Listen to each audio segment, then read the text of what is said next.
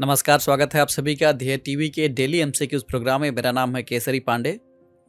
जैसा कि आप जानते हैं, इस कार्यक्रम में हम आईएएस और पीसीएस जैसी प्रतियोगी परीक्षाओं के लिए महत्वपूर्ण बहुविकल्पीय प्रश्नों पर चर्चा करते हैं। आपका शुक्र है कि इस कार्यक्रम को आपका ढेर सारा प्यार मिल रहा है। तो शुरुआत करते हैं आज के एमसीक्यूज का और लेते हैं पहला प्रश्न। विश्व आर्थिक मंच के संबंध में निम्नलिखित में कौन सा अथवा कौन से कथन सत्य हैं? पहला, विश्व आर्थिक मंच की शुरुआत एक गैर लाभकारी संस्था के तौर पर साल 1971 में हुई थी। दूसरा, इसका मुख्यालय जर्मनी के बर्लिन में मौजूद है। तीसरा, इस फोरम का उद्देश्य विश्व के व्यवसाय, राजनीति, शैक्षिक और अन्य क्षेत्रों के प्रमुखों को एक साथ लाकर औद्योगिक दिशा तय करना है। ऑप्शंस हैं: ए केवल 1 और 2, बी केवल 2, सी 1, 2 और 3 अथवा डी केवल 1 और 3।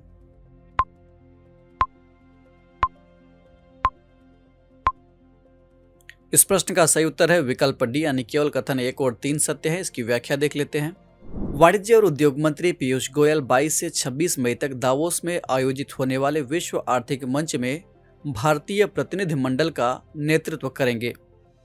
यह आयोजन वैश्विक विमर्श का स्वरूप तय करने में महत्वपूर्ण और प्रासंगिक हितधारक के रूप में भारत की स्थिति को मजबूत करने में सहायक होगा। यह आयोजन इसलिए भी महत्वपूर्ण है कि भारत अगले वर्ष G20 की अध्यक्षता करने जा रहा है। बता दें कि विश्व आर्थिक मंच की शुरुआत एक गैर लाभकारी संस्था के तौर पर साल 1971 में हुई थी। इसका मुख्यालय स्विट्जरलैंड के जेनेवा में मौजूद है, इसीलिए दूसरा कथन गलत है।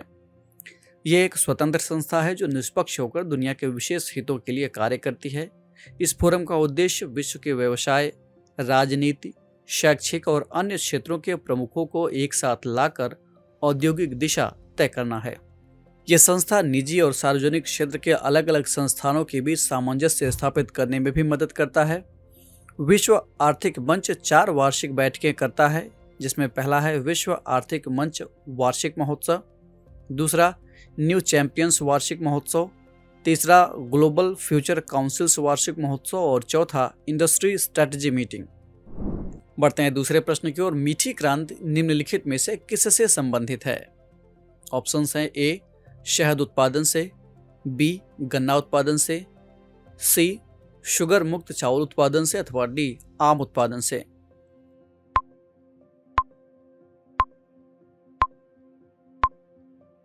इस प्रश्न का सही उत्तर है विकल्प ए, यानी ये शहद उत्पादन से संबंधित है। इसकी व्याख्या देख लेते हैं। बीते 20 मई को विश्व मधुमक्खी दिवस के मौके पर केंद्रीय कृषि एवं किसान कल्याण मंत्री नरेंद्र सिंह तोमर ने कहा कि सरकार देश में मीठी क्रांति लाने के लिए बहुत गंभीरता से काम कर रही है। मीठी क्रांति को बढ़ावा देने के लिए सरकार द्वारा कृषि और किसान कल्याण मंत्रालय के तहत साल 2020 में राष्ट्रीय मधुमक्खी पालन और शहद मिशन शुरू किया गया था। बता दें कि हर साल 20 मई को विश्व मधुमक्खी दिवस मनाया जाता है। ये दिवस लोगों और धरती को स्वस्थ रखने में मधुमक्खियों तथा अन्य परागणकों की अहम भूमिका, उनके जीवन में चुनौतियों और उनकी विविधता यानी उनकी प्रजातियों की विविधता के संबंध में जागरूकता फैलाने को लेकर मनाया जाता है। 2018 में संयुक्त राष्ट्र महासभा ने 20 मई को विश्व मधुमक्खी दिवस के रूप में घोषित किया था। इसी दिन आधुनिक मधुमक्खी पालन के तकनीक के जनक कहे जाने वाले एंटोन जानसा का जन्म 1734 में स्लोवेनिया में हुआ था। बढ़ते हैं तीसरे प्रश्न की ओर। आतंकवाद विरोधी दिवस निम्नलिखित में से किस दिन मनाया जाता है? ऑप्शंस हैं: ए 26 नवंबर, बी 21 मई, सी 11 अक्टूबर अथवा डी 23 मई।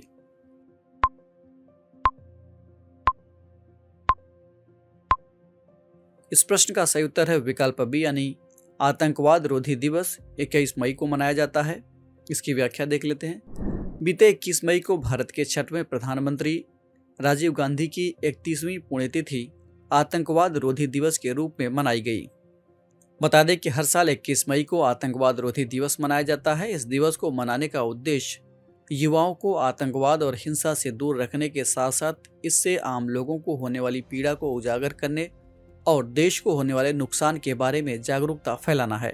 बढ़ते हैं चौथे प्रश्न की ओर। सोवा रिगपा के संबंध में निम्नलिखित में कौन सा कथन सत्य है?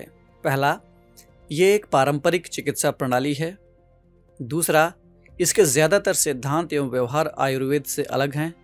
और तीसरा, इसकी उत्पत्ति तिब्बत में हुई थी। ऑप्शंस है: ए केवल 1 और 2, बी केवल 2 और 3, सी केवल 1 और 3 अथवा डी 1, 2 और 3।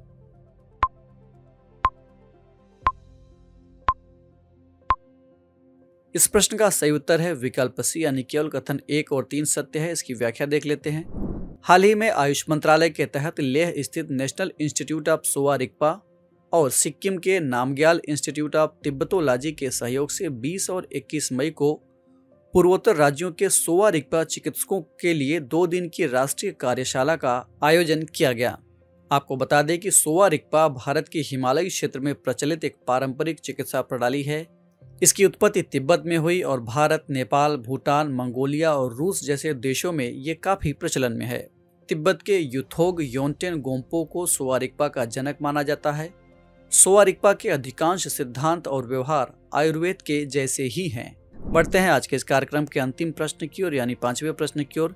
संविधान का अनुच्छेद 142 हाल के दिनों में चर्चा में था। ये निम्नलिखित में किससे संबंधित है? विकल्प हैं ए सर्वोच्च न्यायालय का विशेषाधिकार, बी उद्दंडता करने पर सांसदों को सदन से बाहर निकालने संबंधी स्पीकर का अधिकार, सी राष्ट्रपति का सर्वोच्च न्यायालय से सलाह मांगने का अधिकार अथवा डी राज्यपाल की क्षमादान की शक्ति।